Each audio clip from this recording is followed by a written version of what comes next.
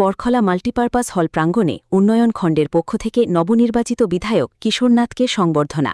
Barkhola ৮ June Barkhola multipurpose হল প্রাঙ্গণে বরখলা উন্নয়ন খণ্ডের উদ্যোগে নবনির্বাচিত বিধায়ক শ্রী কিশোরনাথকে এক আন্তরিক সংবর্ধনা প্রদান করা হয়। অনুষ্ঠানে বিভিন্ন স্তরের গণ্যমান্য ব্যক্তি, জনপ্রতিনিধি, সরকারি আধিকারিক, দলীয় কার্যকর্তা ও শুভানুধ্যায়ীরা উপস্থিত থেকে উনাকে শুভেচ্ছা ও অভিনন্দন জানান।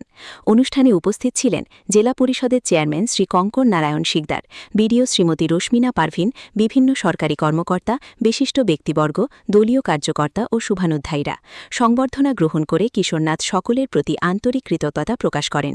তিনি বলেন, বরখলার জনগণের অকৃত্রিম ভালোবাসা, আশীর্বাদ ও আস্থা তার জনসেবার পথ চলাকে আরও শক্তিশালী করবে এবং উন্নয়নের কাজে নতুন উদ্দীপনা যোগাবে।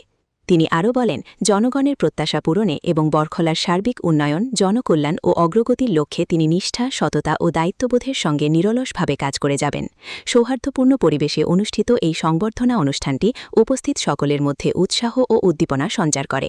একই সঙ্গে বরখলার উন্নয়নকে আরও গতিশীল করতে সকলের সম্মিলিত সহযোগিতার প্রত্যয়ও ব্যক্ত করা হয়।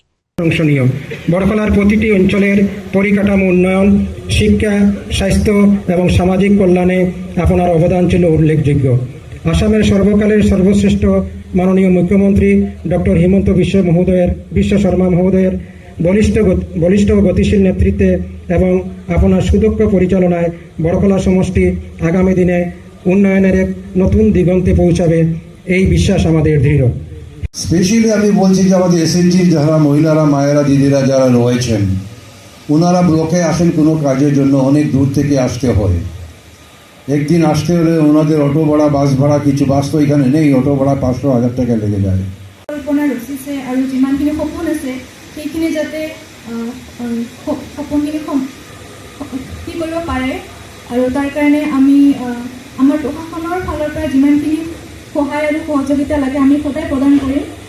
আৰু শেষত মই আৰু এবাৰ আমাৰ মাননীয় মহোদয়ক, বিধায়ক মহোদয়ক শুভেচ্ছা জ্ঞাপন কৰিছোঁ আৰু তেখেতৰ কাৰ্যকালত যাতে বহুতখিনি উন্নয়নমূলক কাম কৰে আৰু তাকে আমি কামনা কৰিছোঁ। ধন্যবাদ।